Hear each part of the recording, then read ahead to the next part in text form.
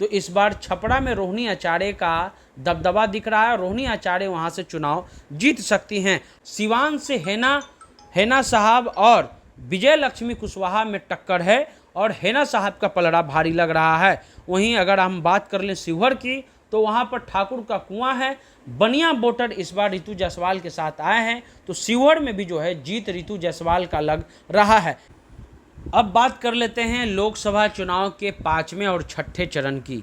5वें चरण में सीतामढ़ी, मधुबनी, मुजफ्फरपुर, सारण और हाजीपुर। उसके अलावा 6ठे चरण में वाल्मीकि नगर, पश्चिमी चंपारण, पूर्वी चंपारण, शिवहर, वैशाली, गोपालगंज, सिवान और महाराजगंज, इन सभी जगह पर वोटिंग हो चुके हैं।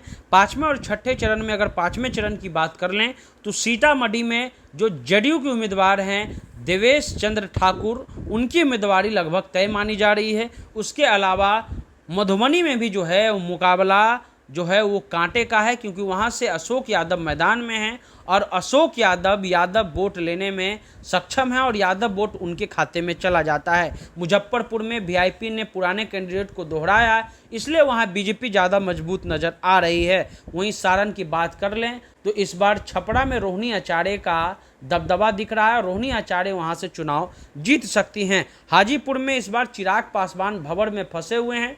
चिराग पासवान के सामने शिवचंद्र राम ने काफ़ी मजबूती से चुनाव लड़ा है। शिवचंद्र राम जो हैं वो रविदास यानी चमार जाति से आते हैं और रामविलास पासवान को भी किसी कैंडिडेट ने, किसी जाति के कैंडिडेट ने हराया था, तो चमार जाति के कैंडिडेट ने, रविदास जाति के कैंडिडेट ने ही हराया था। इसलिए जो 5वां चरण है उसमें सारण और जो हाजीपुर है उस पर एक संशय बना हुआ है। सारण रोहिणी आचार्य चुनाव जीत सकती हैं, क्योंकि इस बार वहां पर यादवों ने खूब बढ़ चढ़ के वोट किया है। कुशवाहा ने भी जो है इस बार सारण में वोट किया है और जो वोटिंग हुआ है वो बम्पर वोटिंग हुआ है, तो इसलिए ऐसा अनुमान लगाया जा रहा है कि सारण में जो है वो रोहिणी आचार्य चुनाव जीत सकती है। बाकी 3 जगह जो है वो एनडीए गठबंधन यहाँ भारी नज़र आ रहा है। उसके अलावा वाल्मीकि नगर, पश्चिमी चंपारण और पूर्वी चंपारण। वाल्मीकि नगर से दीपक यादव और जनता दल यू के कैंडिडेट में लड़ाई है।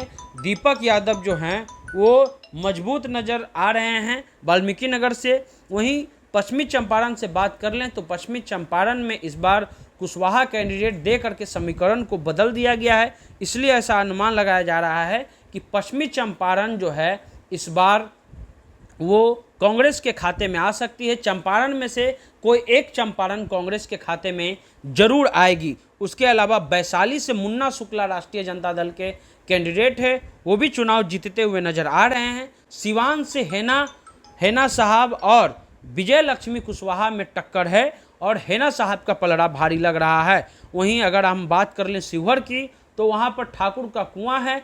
बनिया वोटर इस बार रितु जायसवाल के साथ आए हैं, तो शिवहर में भी जो है जीत रितु जायसवाल का लग रहा है। यानी कि 5वें और 6ठे चरण में आपको बात कर लें तो सारण और उसके अलावा वाल्मीकि नगर, चंपारण, शिवहर, वैशाली और सिवान, ये एनडीए के घटक दल के विपरीत जा रहा है, यानी एनडीए को यहाँ नुकसान हो रहा है। यानी कि लगभग जो हैं 1, 2, 3, 4, 5 यानी कि 6 और 5 11 सीट में 5 सीट जो है वो महागठबंधन इंडिया गठबंधन के खाते में नज़र आ रहा है और 6 सीट जो है वो एनडीए के खाते में नज़र आ रहा है। आप द इंटरव्यू इंडिया देख रहे थे।